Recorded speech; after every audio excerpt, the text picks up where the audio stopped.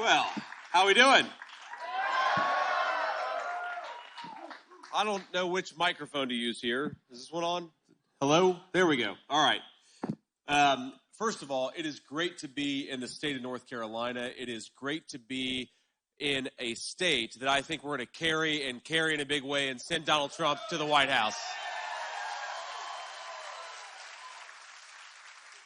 So I know we've got a lot of great religious leaders here from all over the state of North Carolina.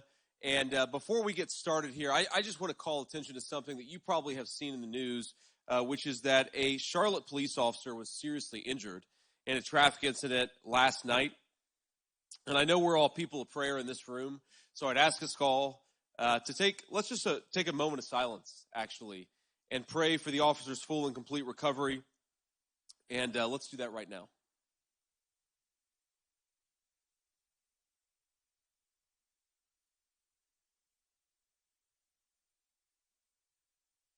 Thank you all for that. And I want to just, while we're on the message of officers getting unnecessarily injured, we know we got a lot of police officers all across the city of Charlotte, but all across the state of North Carolina and our country who fight and serve every single day to keep our communities safe. Frankly, in an environment that has gotten a lot more dangerous thanks to the open border policies of the last 3 years. And we want to send a message loud and clear. We will always back the blue in this country. Donald Trump and I will always serve our police officers.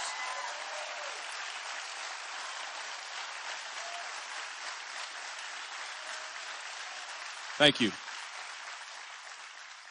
So I want to recognize a few VIPs here. First of all, you guys just heard from the great RNC chair, Michael Watley. He's doing a great job at the RNC. Thank you, Michael. Wherever you are, I think he's backstage now. We're also joined by Congressman Greg Murphy. Where is Greg at? Greg, thank you so much for being here.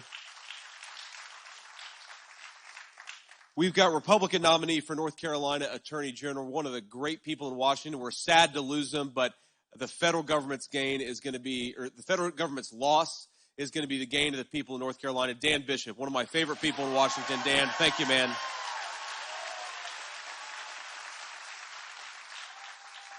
And then we've also got congressional candidate Mark Harris. Mark, please stand up and say hello. A lot of good people. We got a lot of good people in the state of North Carolina who are serving this state, serving our nation, and we're grateful to them. But we're only going to get them across the finish line if every single one of us do what we need to do to win this race, to save our country, and to take Washington back for the American people and the people of this great state. So I want to talk just a little bit about my faith, because I know that everybody here is a person of faith, or you wouldn't have come to this particular event. And, you know, I actually was a person who was raised in a Christian household by a grandmother who loved me deeply and took care of me because my own mother was unable to take care of me because my mom struggled with opioid addiction for a big chunk of my early life. And, you know, Mamaw was one of these people who, despite the fact that she really loved the Lord and she took her Christian faith very seriously, I mean, she was a woman who hadn't graduated from high school, much less college, but she thought more about what her faith required of her than any person I have met before or since. But Mamaw wasn't a regular churchgoer. Sometimes we'd go to church. Most of the time we'd watch, you know, Trinity Broadcasting Network at home on Sunday. And one of the things that we watched a lot of growing up is a lot of Billy Graham revivals. And it's a very cool thing for me personally because we started the day here in North Carolina visiting the gravesite of Billy Graham, just of course probably 15 miles from here. And it's unbelievable because one of the people who actually helped me encounter the Christian faith for the first time is Billy Graham with my grandmother. And I just say you guys have a great tradition of faith and service here in the Charlotte area. Billy Graham's a great one, but there are a lot of great ones just in this room. So thank you. And, you know, Mamaw that's what I called my grandmother. I called her Mamaw. And, you know, she was a woman of many contrasts. She was a very firm disciplinarian, but she also gave me a loving and stable home, which we know all children ultimately need. She was, again, a woman of very deep and profound Christian faith. She also really loved the F word. And both of those things could coexist within Mamaw at the same time. And I will tell you, Of all the VIPs I am happy to have here, the one that I'm most glad to have is my lovely wife, Usha.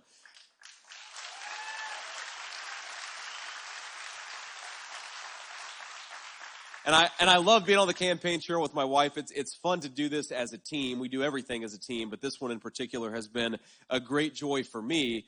But I think that the one thing that my wife would change about me is that sometimes I talk a little bit like my mamaw does. And the problem is we've got a 7-year-old, a 4-year-old, and a 2-year-old, and so they start to talk like their daddy does. And I will not, we are in a house of worship, so I will not repeat some of the things that have come out of the mouth of my 4-year-old in the last few weeks. But honey, I promise you, I'll honor the curse jar. I'll get better, and the kids will stop talking like me and stop talking like mamaw. And that's going to be a very, very good thing for our family, but also a good thing on the campaign trail. Because, sometimes we have a bunch of reporters back there, and, this is not a cuss word, but I sometimes worry that one of my kids is going to look at the media and says, Daddy, is that the fake news? So I got to be a little bit more filtered.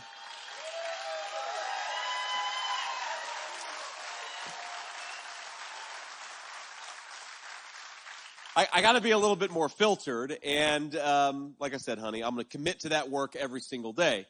Now, I think like a lot of young people, and a lot of people who were raised in the Christian faith, I started about the time that I was towards the end of my Marine Corps service, started to feel like I was smarter than the woman who raised me, and that I knew things that she didn't do.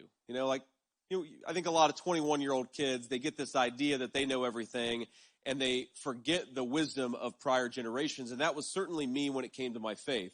And so by the time that I got out of the Marine Corps, which was in 2007, and went to college, I really considered myself a non-believer. I might have even called myself an atheist from time to time, because I sort of assumed that mamaw was wrong, and that the only people who believed that what she believed were superstitious and backwards. And I was arrogant. There was an arrogance there. And, one of the things that really led me back to the Lord is a recognition that I didn't know everything, and that there was some wisdom. Even though my grandmother was not an educated woman, she was a very brilliant woman, and there was a lot of wisdom in the faith that I had discarded as a young man. And in particular, when I met and fell in love with my wife, Usha, and I started to think about the big questions, not about getting more education credentials or about where I was going to work or trying to make more money, when I started thinking about the important stuff, like what kind of a father did I want to become?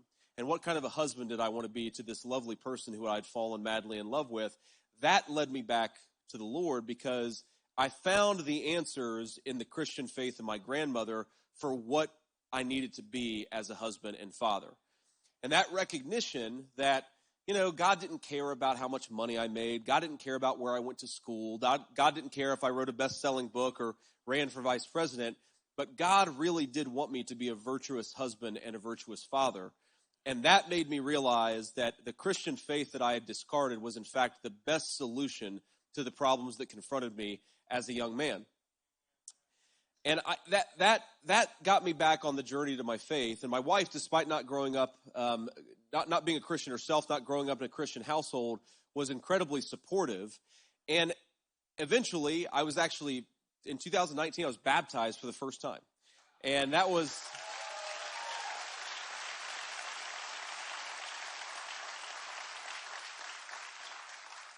And I tell you that story in part so you know a little bit more about this guy who's standing up here asking you to support him to be vice president of the United States, but also because I do think that there is a lot of wisdom in the Christian faith and in the Christian tradition, a lot of solutions to the problems that confront our country. And I think we as Christians are called to be a light in a dark place. And unfortunately, there is a lot of leadership coming from Washington that is in a very, very dark place, and we are called to be the light that counteracts it. And I think in some ways this election is fundamentally about whether Christians are going to be allowed to live our faith, whether Christians are going to be allowed to advocate for our principles, and whether Christians are going to be able to raise our children and build communities that are consistent with our values. And I don't think that's an overstatement. When I was asked by Donald Trump to be his running mate, and it was a crazy moment for us and our family. I remember the president called me on the Monday of the RNC, and that was like the deadline for him to make a decision. He had to make the decision on Monday, and he called me probably about 1 o'clock on Monday, and I don't answer the phone, of course, the most important phone call of my life, and I don't answer the phone. And I get a text message from a campaign staffer. It says, you just missed a very important phone call. So I think, call him back. He answers the phone and says, JD, you missed a very important phone call. And now I might have to pick somebody else. So I almost have a heart attack right there in Milwaukee. Our flight had just landed in Milwaukee for the RNC convention. And then the president proceeds to ask me to be his vice presidential running mate. And then hysterically, he hears my 7-year-old son in the background and puts my 7-year-old son on the phone so that he can read the statement that he's about to put out on social media. Of course, my 7-year-old has no idea what's going on. So the president of the United States is talking to my 7-year-old Ewan. He's like, Ewan, what do you think about this statement? And Ewan's like, oh, it sounds pretty good. Has no idea who he's talking to. Has no idea what's going on. But of course, our lives changed in that moment. But I want to take it just a couple of days forward from that. And I was, laying in bed Tuesday night, probably 3 a.m, and I'm unable to sleep. And I think all of us have had this moment, right? We've got something big going on in our lives. We're feeling that pressure, but we're also feeling that excitement. And I was just unable to sleep. And I remember thinking to myself and getting kind of stressed out about the fact that I couldn't sleep because I've got the most important speech on Wednesday of my entire life.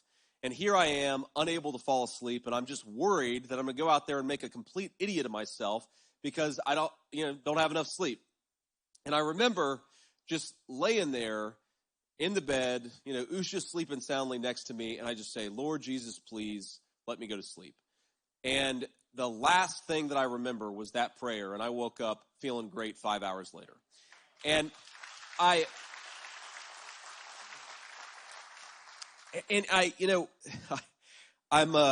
one of my favorite theologians is a guy is a movie character played by Samuel L. Jackson in the movie Pulp Fiction.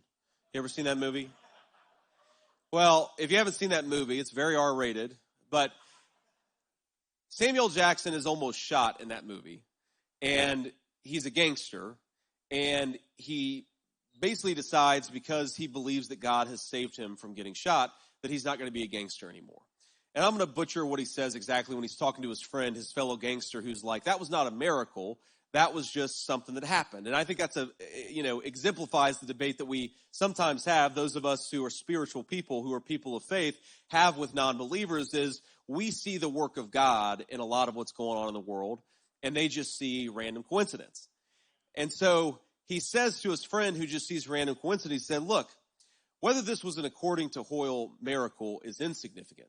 But there are a lot of things that happen that people think are miraculous. God finds my car keys. God changes Coke to Pepsi, But what is significant is that I felt the touch of God.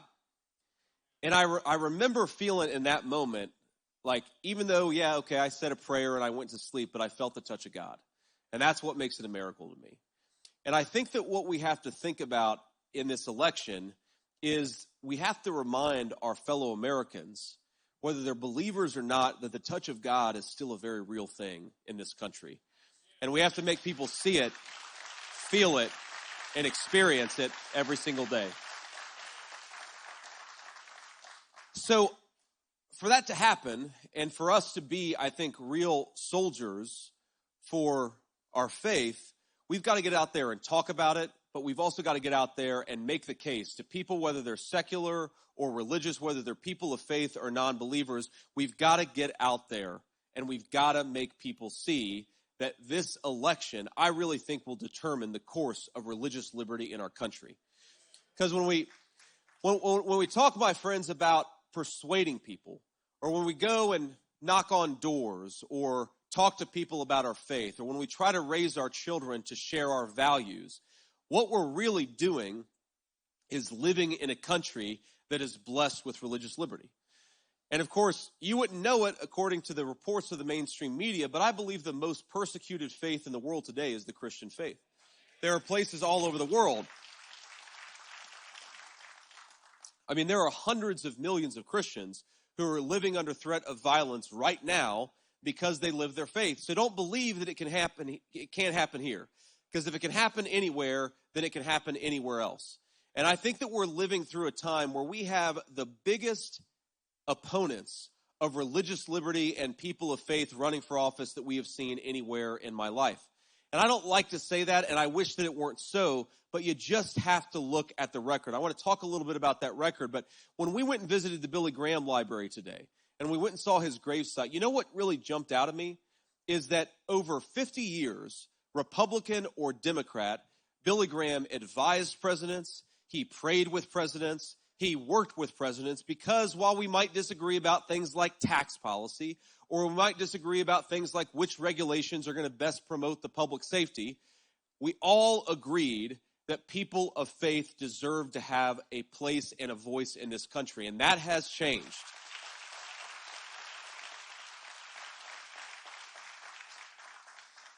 Now, let's just run through a number of ways in which the Kamala Harris administration has been a chief opponent of freedom of conscience, of free speech, and of religious liberty in this country.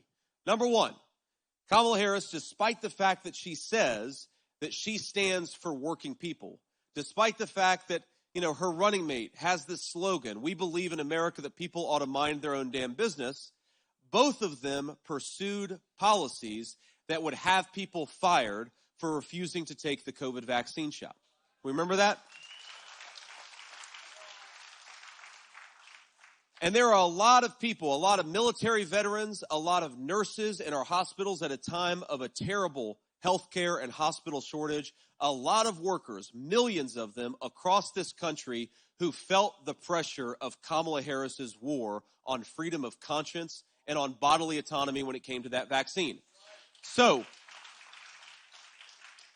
this is not an abstraction. This is not just a difference of what two candidates are proposing. This is a difference between two candidates and their records. Because whether you believe that you should take the COVID vaccine or not, Donald Trump and I believe that is your decision, and you shouldn't be fired for making a decision according to your conscience.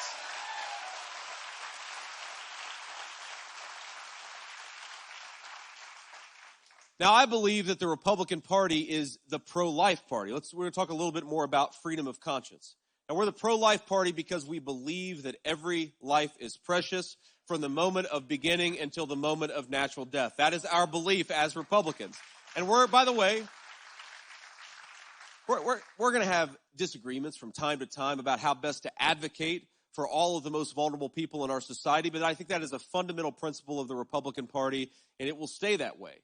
But Kamala Harris is not just disagreeing with us on the particulars of public policy. She is trying to throw people in prison who share our values for having the audacity to advocate for those values in the public space.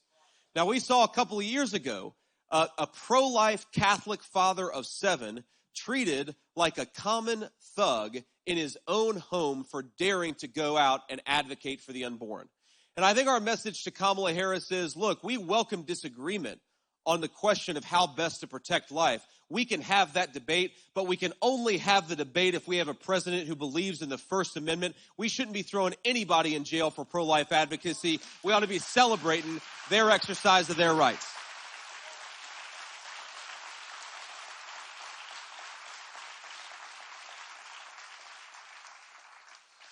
Now, can we possibly forget a few years ago? Now, Kamala Harris would love for you to forget that her administration has been the biggest advocate of letting progressives take over the public schools in this country's history.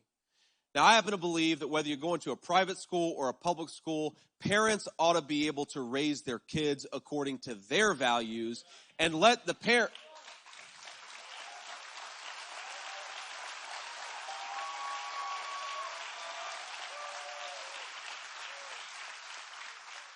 Let the parents determine the values. Let parents impart morals onto their children. And why don't the teachers teach reading, writing, and arithmetic, which, by the way, is what most teachers want to do.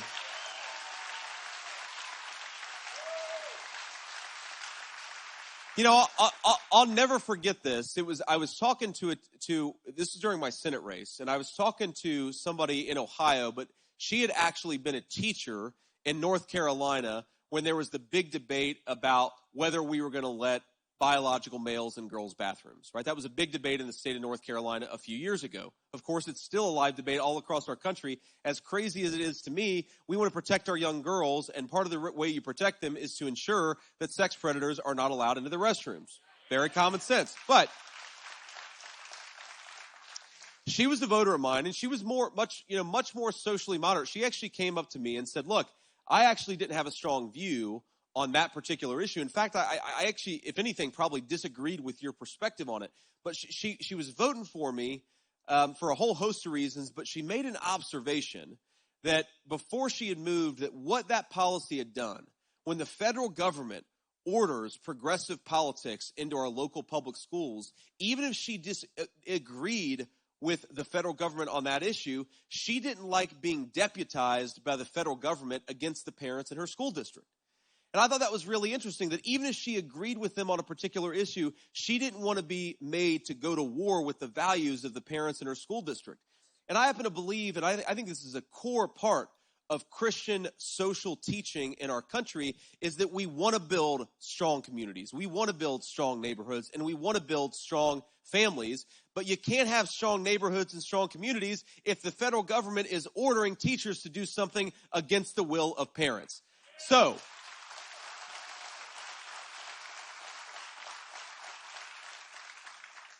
Donald Trump and I promise a federal government that will be allies of parents in teaching their children their values, and also allies of parents and teachers who just want to teach kids reading, arithmetic, and writing at school. Let the progressive politics stay out of the classroom. Now, not only did Kamala Harris pursue a lot of this ridiculous progressive policy in the classroom, but she decided to weaponize the federal government against any parent who dared to speak up. Now, we remember this was a few years ago, and Kamala Harris would love people to forget about it because it's politically damaging for her, but they were labeling parents who are going to school board meetings to raise their voice domestic terrorists in their own country. Donald Trump and I believe that if you're going to a school board meeting to speak your voice, you are a patriot and not a domestic terrorist, and you ought to have a federal government that stands up for you.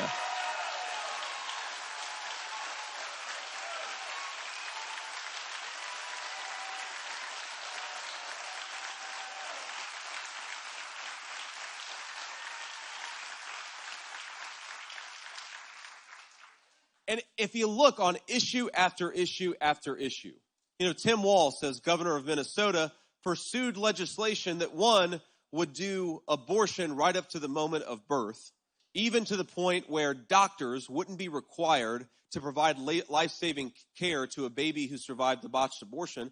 We can disagree about abortion policy, but that is just sick. That is just sick. Nobody like that should be anywhere near the Oval Office. But then you talk about Kamala Harris pursuing policy after policy after policy to censor Christians, to silence people, to prevent them from exercising their rights. And I think the contrast in this election couldn't be any more clear. Whether you're a person of faith or not, whether you're a Christian, a Jew, or any other faith, Donald Trump and I believe the First Amendment protects your right to live your faith as you see fit and raise your children in the values that matter to you.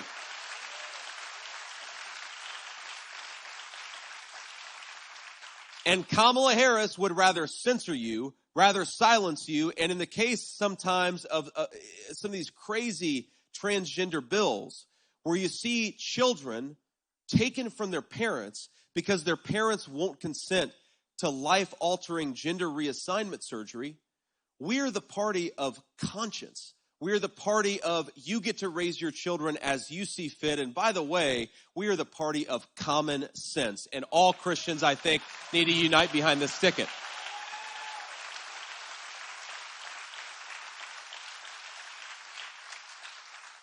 Now, the president, it's interesting. The president called me about, what is today? Monday. He called me, by the way, when you run for vice president, you don't know what day it ever is. It's actually amazing I came up with Monday so quickly, because half the time I really don't know what day of the week it is. But 8 days ago, the president called me, and he told me that he had been, they had taken another assassination attempt at him. And of course, my first reaction was disbelief, but the first thing that I said is, sir, are you okay? Not just physically are you okay, But, that's a traumatic thing to go through, and he's now gone through it twice in as many months. And I'll tell you, Donald Trump, I really believe when you see that clip of an assassin's bullet missing him by just a few millimeters, I believe that Donald Trump is here by the grace of God, and all of us should be grateful for it.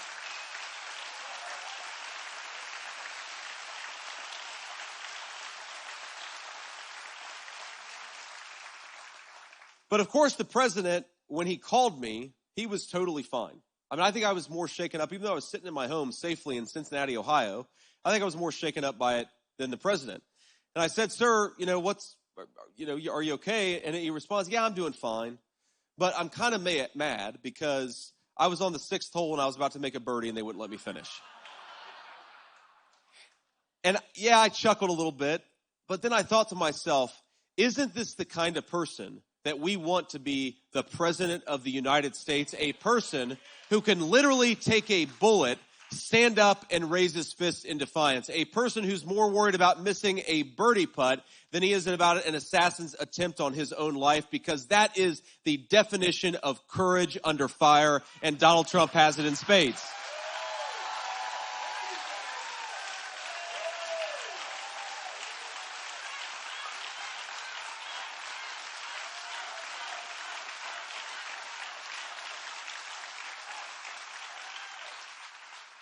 Because look, you're going to disagree with us from time to time. I think in this room we probably agree on 95% of issues, but you're not always going to agree with even your favorite politician in the whole world.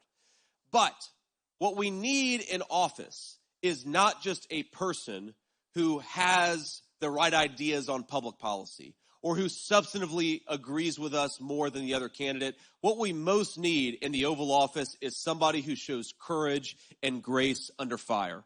Because we know, my friends, we know that eventually some crisis is going to break out somewhere in the world. And we know that the president of the United States is going to be the person who gets the phone call when that crisis breaks out. Who do we want representing the American people and fighting for our interests? Kamala Harris, who's afraid of the American media, or Donald Trump, who can take an assassin's bullet in stride and get back to work the very next day?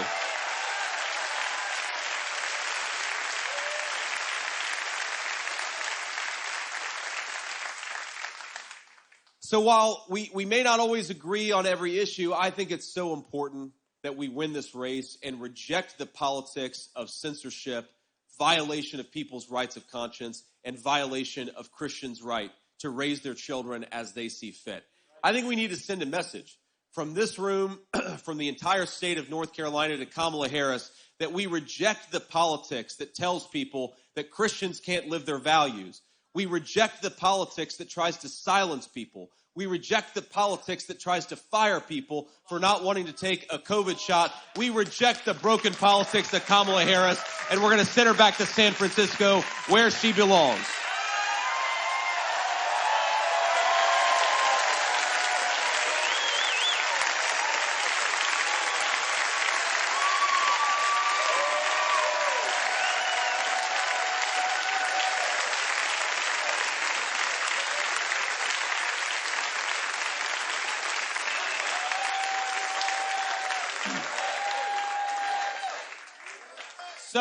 So normally at these events, whenever I go out and talk to people, I always try to talk to the media afterwards. We're actually running a little bit behind schedule.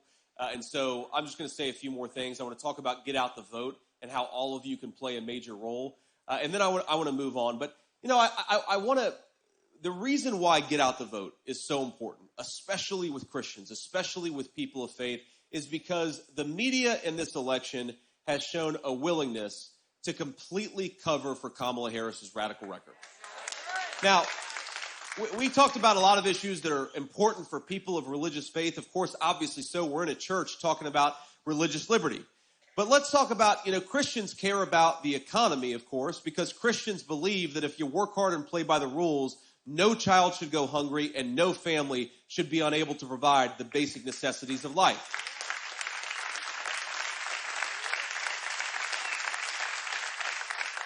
But one of the things that we're seeing is under Kamala Harris's policies, a lot of people are really, really unable to live a good life.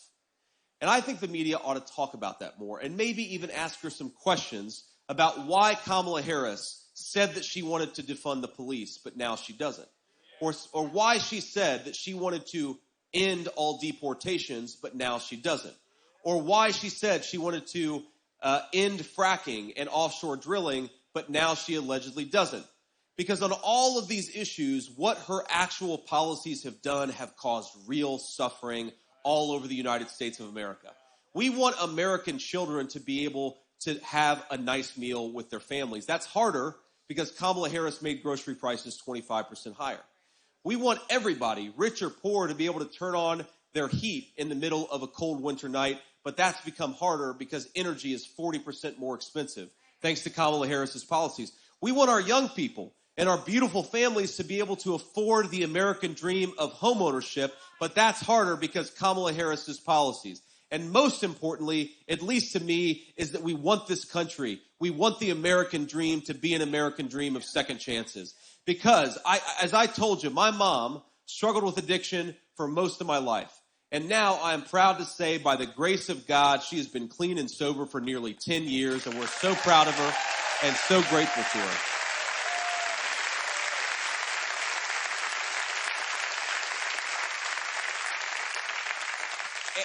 But as I remember being a teenager, and I remember praying at my mom's hospital bed because she had taken something that we didn't even know what it was, and we were worried she was never going to wake up.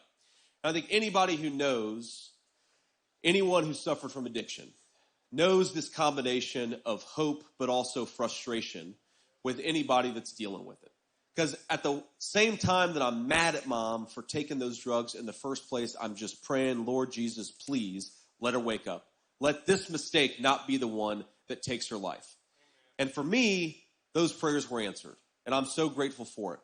And I remember thinking when my mom was in the depths of addiction that, I wanted to be a father more than anything else. I wanted to be a good husband and a good father, thinking to myself, my mom, as smart and as funny as she is, because of this terrible addiction, she's never going to meet her grandchildren. She'll never meet my kids. And now I sit here, and I've got a 7-year-old, a 4-year-old, and a 2-year-old, and she's the best grandma to those grandbabies that they could ever ask for. It's an amazing thing.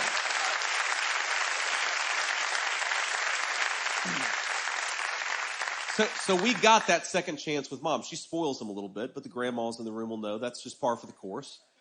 But we got that second chance with mom. And I believe that the reason we got that second chance is because the poison that's coming across the border in 2024 is not the poison that was coming across, thank God, 15 years ago. And to Kamala Harris, who has increasingly taken this campaign messaging that if you dare complain about the border, you're a racist or a bad person, even though a lot of the people most frustrated by her border policies are black, white, brown, and everything else. She attacks people for daring to complain about her failures. But we don't believe that we need a southern border because we hate anybody. We believe we need a southern border because we love the citizens of our own country and we want them to have second chances. And that has got to happen.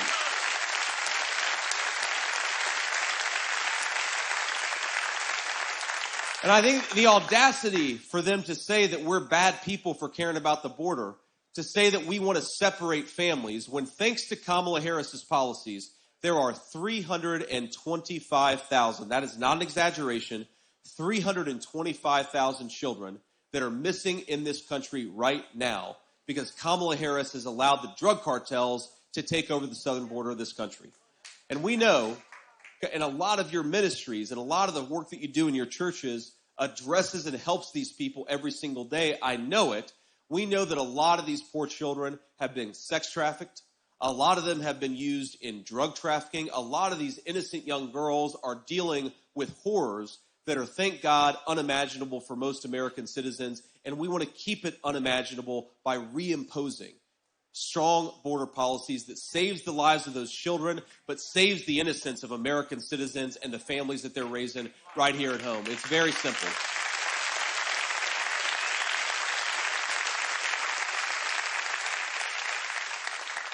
But we are not going to do that. We're not going to get that chance to improve this country and to solve the people's problems unless we win.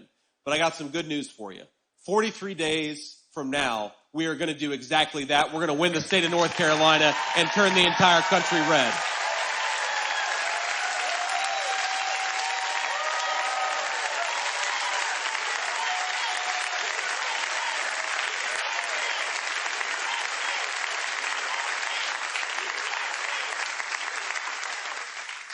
Somebody back here has a sign, the outlaw and the hillbilly. I like that.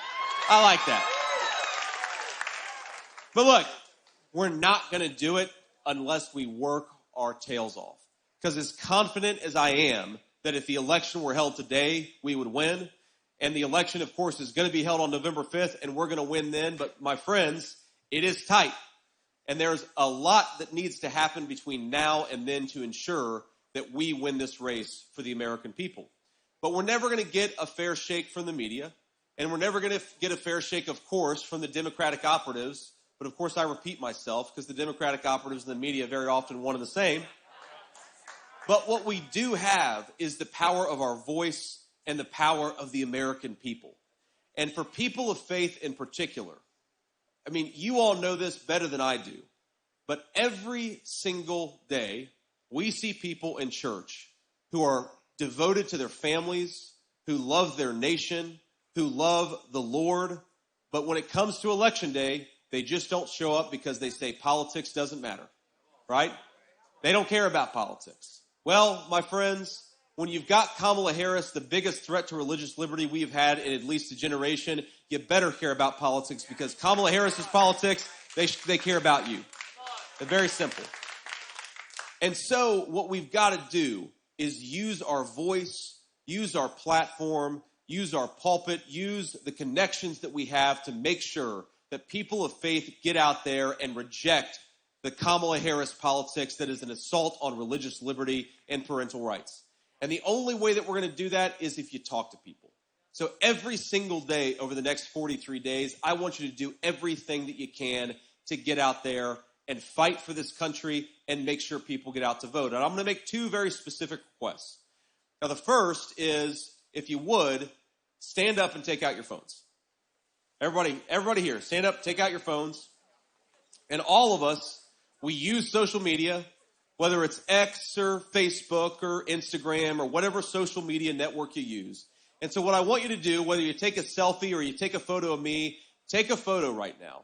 And here's what I want you to do with that photo. I want you to post it on whatever social media you use, and I want you to tell people why you're voting for Donald Trump in November.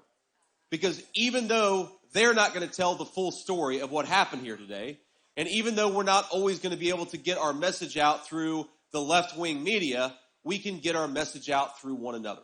So please, get out there, talk to as many people as you can, talk to them at church, talk to them on social media, make the case for Donald Trump, and we will win. Now,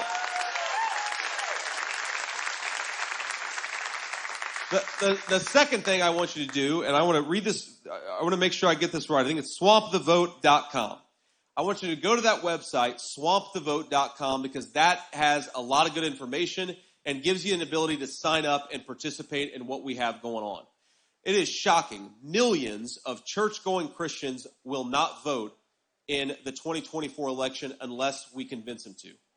And I have a colleague of mine, he loves to say when he's standing in front of a big crowd like this, he'll say, well, we need to make sure and get out there and vote 10 times. And that'll make everybody kind of uncomfortable because they'll say, well, we follow the law. You can only vote once legally. But what he means is vote 10 times the legal way. And the way you do that is you take yourself to the polls and then you get 9 friends and family to go to the polls with you. And here's another thing that you may not realize. I talk to a lot of people, of course. I'm running for Vice President of the United States. But I talk to many people who will say, you know, if I talk to 100 Trump voters, 95 of them will say, well, I voted for Donald Trump in 2020. But 5 of them will say, I wanted to vote for Donald Trump in 2020, but something came up. You know, my son got sick and I had to get him home and take him to the doctor. Or something happened with mom, I had to take her to surgery. Or maybe I just had a late day at work and I couldn't get out there and cast my ballot. Look, I don't love that this country has gone from election day to election season, but it is what it is, and we got to play by the rules that are set. So use early voting. use mail-in voting, use voting on election day, whatever you can to get out there and make sure that if 100 people plan to vote for Donald Trump, 100 people actually get out there and do vote for Donald Trump.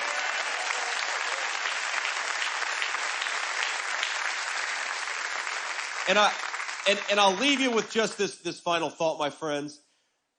One of my dear friends, who actually was very influential in me returning to my faith.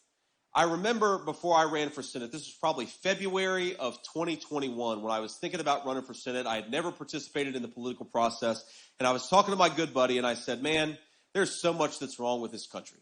I was frustrated with so much, and I kind of went through, at the time, some of the big corporations in Georgia were going after the state for passing very moderate voter ID laws. And Kamala Harris and Joe Biden were out there arresting pro-life Catholic fathers of 7. And I was so frustrated, which is, running through the litany of things that were going on in this country that I was frustrated by. And he finally, he snapped me out of it because you know what I was doing? There's a technical term for it. Whining. I was whining. And he kind of snapped me out of it. He said, yes, JD, you're right.